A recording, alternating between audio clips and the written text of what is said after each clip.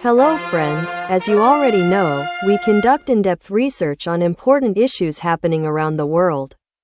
To continue our in-depth reporting and enhance your knowledge, today we will present a research report on the ZenZ youth coups that have occurred in countries around India and its impact on the Modi government in India. Therefore, we request you to stay tuned to this important report until the end. Look friends, a dangerous pattern has emerged in South Asia. Governments sliding toward authoritarianism and anarchy suppress the legitimate demands of their youth and common people, abuse power, and plunder economies to enrich capitalists and the elite.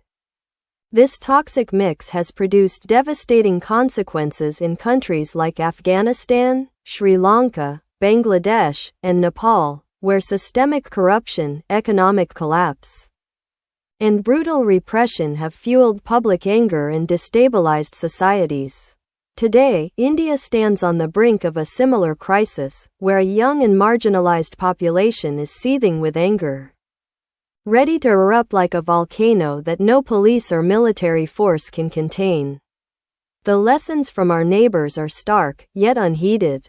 When governments prioritize power and profits over people, the consequences are inevitable: economic ruin, social unrest, and a generation pushed to the brink of collapse.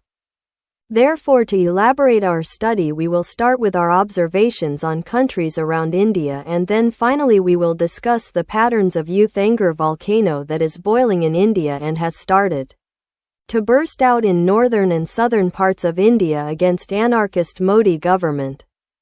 Friends, since the Taliban came to power in August 2021, Afghanistan has become a glaring example of government repression and economic devastation.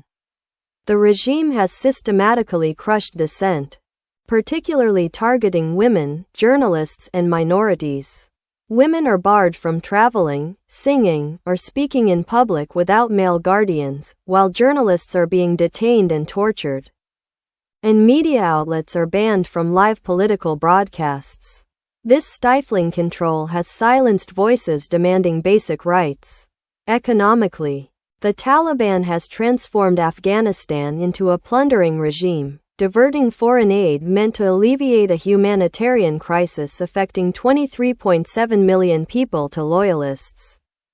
With 97% of the population at risk of poverty in 2024 and 2.9 million facing emergency hunger levels, the regime's plunder of resources, including $3 trillion of untapped natural wealth, has exacerbated the crisis. Young people, who once hoped for a democratic future, are trapped in poverty and repression. Protests are met with violence, ensuring no organized resistance emerges. This period of chaos in Afghanistan illustrates what happens when governments suppress demands and prioritize the enrichment of the elite. Therefore, through our data analysis reports, we can guarantee you that in very short span of time the people of Afghanistan will internally start to fight out Taliban regime with the help of external forces. Friends, similarly, Sri Lanka's recent history demonstrates how government mismanagement and nepotism can push a country to the brink of ruin. The Rajapaksa family ran the country like a private fiefdom, accumulating wealth while driving it toward economic ruin. Their policies benefited capitalists and foreign investors, particularly through unaffordable Chinese loans for projects that benefited loyalists but did not benefit the public. By 2022, inflation had risen to 70%, fuel and food shortages were prevalent, and $51 billion in foreign debt remained unpaid. Protesters, mostly young, demanding accountability were met with tear gas, water cannons, and arrests. Rajapaksa's authoritarian measures further inflamed public anger, culminating in the 2022 Erodes movement, spearheaded by young Sri Lankans fed up with corruption and hardship. The protesters stormed government buildings, forcing President Gotabaya Rajapaksa to flee. Sri Lanka's crisis demonstrates how economic mismanagement and the suppression of dissent can spark rebellion, with young people becoming the vanguard of change. Similarly, Friends, Bangladesh's turmoil further illustrates the consequences of autocratic rule and economic favoritism. During Sheikh Hasina's 15-year rule, marked by authoritarianism and crony capitalism, dissent was suppressed and opportunities were provided to loyalists. Her government favored industrialists, especially in the garment sector, while citizens faced rising costs and stagnant wages. Corruption scandals, such as the misappropriation of public funds through state-owned banks, eroded trust. In July 2024, the Supreme Court's decision to restore job quotas favoring descendants of freedom fighters, seen as rewarding Hasina's supporters, sparked protests amid high youth unemployment, over 15% for the 15 to 24 age group.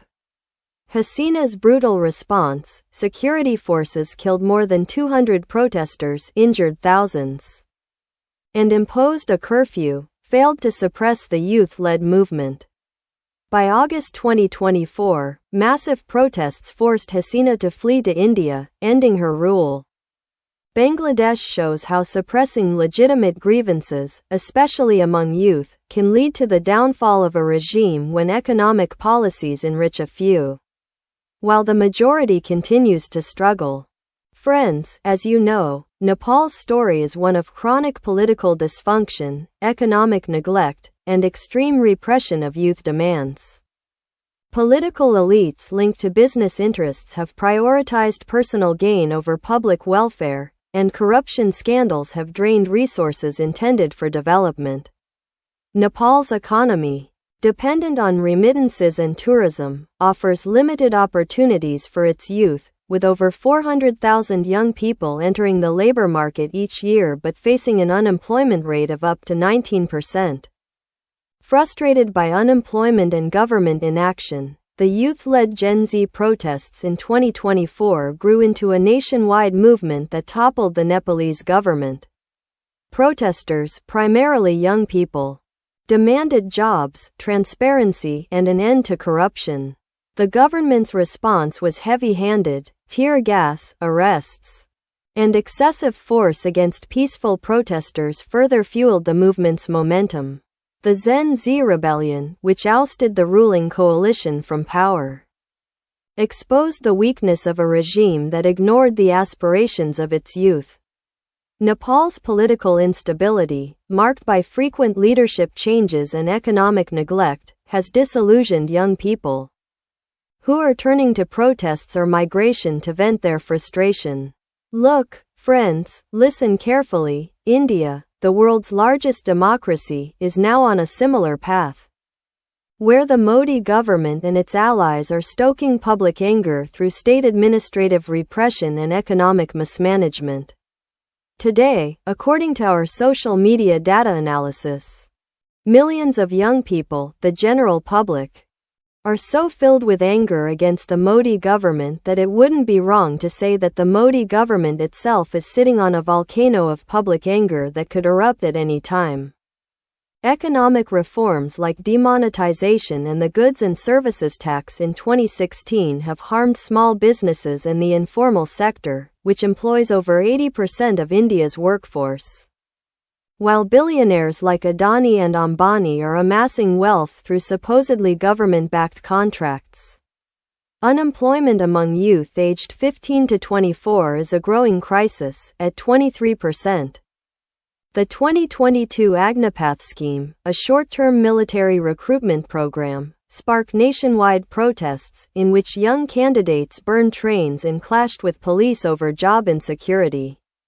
Farmers' protests in 2020-2021 against pro-corporate agricultural laws were met with water cannons and barricades.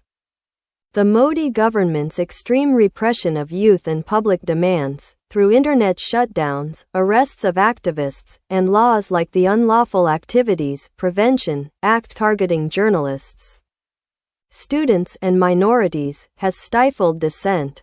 Allied state governments, particularly those ruled by the BJP like Uttar Pradesh, have replicated this approach, using bulldozers to demolish protesters' homes and deploying police to suppress demonstrations. Social media is awash with frustration over rising costs, unemployment, and nepotism. Protests over exam paper leaks, reservation policies, and communal tensions are symptoms of a deeper malaise. Look, the stories of Afghanistan, Sri Lanka, Bangladesh, and Nepal have a common thread. Governments that suppress legitimate demands, abuse power in favor of the elite, and plunder economies for personal gain. In Afghanistan, the Taliban's plundering crushed hopes. In Sri Lanka, Rajapaksa's corruption sparked a revolution. In Bangladesh, Hasina's authoritarianism led to her downfall. In Nepal, the Gen Z protests toppled a government that ignored youth demands for employment and accountability. Each case illustrates what happens when governments betray their people, economies collapse, societies disintegrate, and public anger spirals out of control. India is no exception. The Modi government's authoritarian tendencies, media control, arrests of activists, and corporate favoritism replicate the initial mistakes of its neighbors. Youth, facing unemployment and disillusionment, are like a powder keg. No police, paramilitary, or propaganda machinery can stop the volcano of anger once it erupts. The 2020 farmer protests, which forced policy changes, and the 2024 uprisings in Bangladesh and Nepal prove that people's power can overthrow entrenched regimes. The history of South Asia is a warning to any government that prioritizes power and profit over India and its people.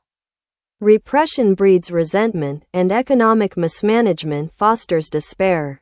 When youth, energetic, educated, and connected, lose their faith, they become a force for change, whether through peaceful protests or violent uprisings. The Modi government in India should learn from the collapse of Afghanistan, the uprising in Sri Lanka, the turmoil in Bangladesh, and the ZenZ uprising in Nepal. Ignoring demands for employment, justice, and equality leads to chaos. That's why we say a volcano of public anger is simmering in India. Ignored dissent, suppressed voices, and pro-elite policies only add fuel to the fire. When it erupts, as it did in its neighbors, no force will be able to stop it. Today, sparks of youth anger have been ignited, from Ladakh to northern states like Himachal and Uttarakhand, and southern states like Chennai.